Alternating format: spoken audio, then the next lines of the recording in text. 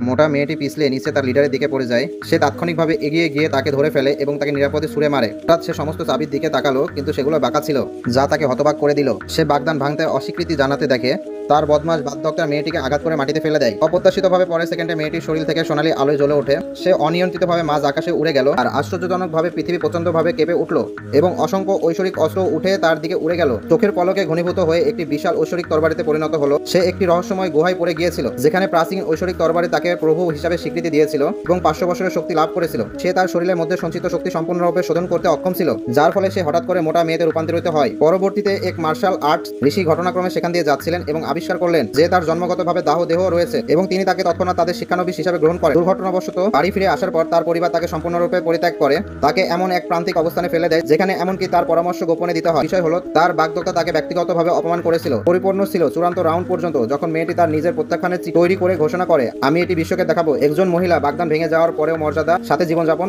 করতে পারে।